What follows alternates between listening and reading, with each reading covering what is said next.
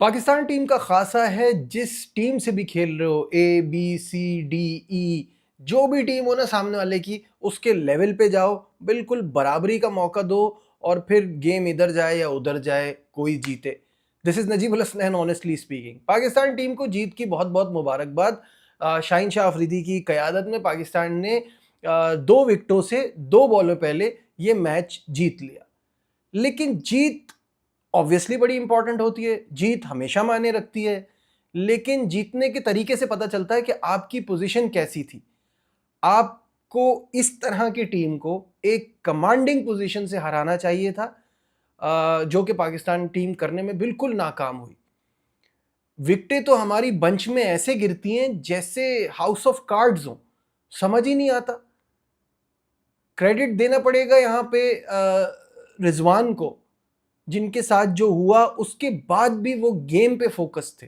जिस तरह की इनिंग उन्होंने खेली, आउट नहीं होना चाहिए था। ठीक है, जब आप सेट हो जाओ, जब आप इतनी मेहनत कर लो, जब आप इतनी इंपॉर्टेंट इनिंग खेल लो, तो आपको आउट नहीं होना चाहिए था, इनको भी और सलमान अली आगा को भी।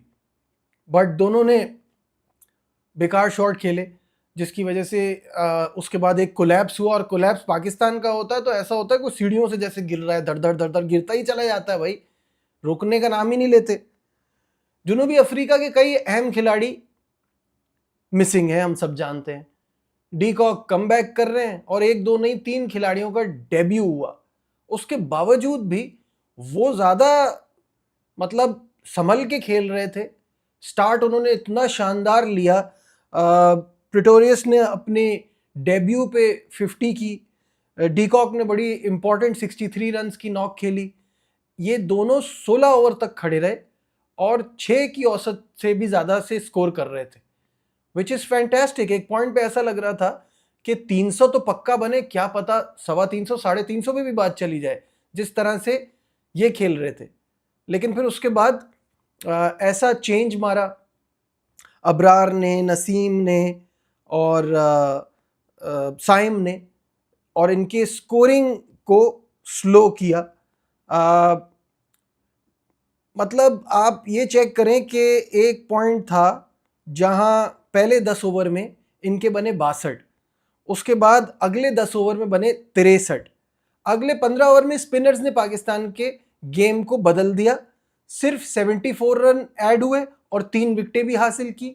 उसके बाद जो 14.1 ओवर बाकी बचे थे, उसमें बने 64 रन्स, वो भी कॉर्बिन बॉश की मेहरबानी, जिन्होंने 41 की इतनी ज़बरदस्त इनिंग खेली। अदरवाइज वहां पे भी इनका स्कोर और भी नहीं बन पाता। तो मुझे ये फीलिंग आ रही थी कि जिस तरह से ये लोग खेले हैं और जो कोलैप्स हुआ है यहाँ पे, उसके बाद पाकिस्तान तो ये कोई 40 ओवर के अंदर अंदर ये मैच खत्म कर लेगा, और अगर कुछ थोड़ा ज्यादा हो गया तो 1 आध ओवर और बढ़ा ले। लेकिन वही बात कि हम तो ऑपोजिशन के लेवल पे चले जाते हैं।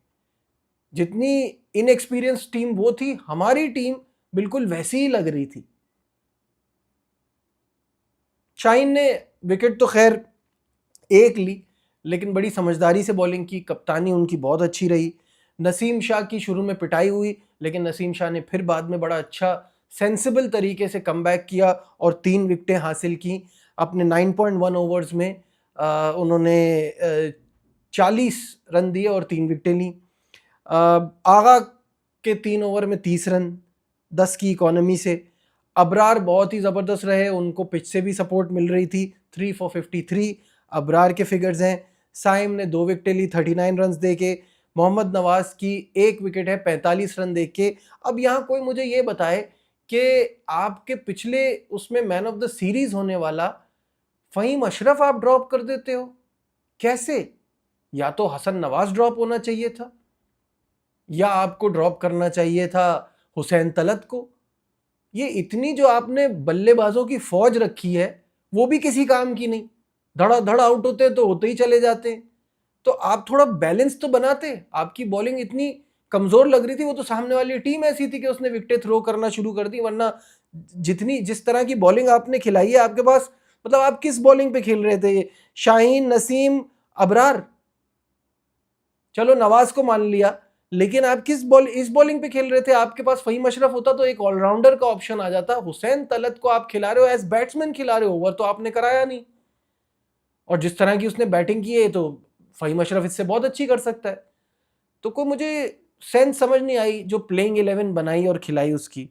खैर एनी हाउ, पाकिस्तान की जब बैटिंग की शुरुआत हुई तो फ़खर जमान और साइम अयूब ने बड़ा संभल के स्टार्ट लिया। फ़खर ने 45 किए, साइम ने 39 किए। साइम एलबीडब्ल्यू हो गए, उसके बाद वो बिल्कुल सामने उन्होंने खाई। उसके बाद उन्होंने रिव्यू भी लिया, वो रिव्यू भी वेस्ट हुआ। फ़खर का शॉट जो था वो बहुत बुरा था, क्योंकि उससे पहले वो इतना ज़बरदस्त उन्होंने 6 मारा था। और फ़खर जमान को इस कंडीशन में, इस ऑपोजिशन के खिलाफ अपनी विकेट थ्रो नहीं करनी। He is somebody who can make 100 and in fact 150 भी बना सकते हैं, वो तो 200 भी कर चुके हैं। उनके लिए कोई बड़ी बात नहीं है। इस तरह की बॉलिंग के खिलाफ अगर बड़े स्कोर नहीं बनाएंगे तो कहाँ बनाएंगे। तो मेरी फ़खर से आगे भी बड़ी एक्सपेक्टेशन है। बाबर ने 7 रन किए, बट ऑब्वियसली एक गेम से क्या होता है, आगे उनको भी मौका मिलेगा। और लोग समझते हैं जैसे मैं कोई बाबर के अगेंस्ट हूँ। मैं वनडे में ये बात कभी भी नहीं कहूँगा, बाबर के बगैर वनडे की टीम नहीं बनेगी। होपफुल हूँ कि आगे आने वाले मैचेस में वो अच्छा करेंगे। जैसे मैंने कहा, Rizwan was excellent, his 55 was really important.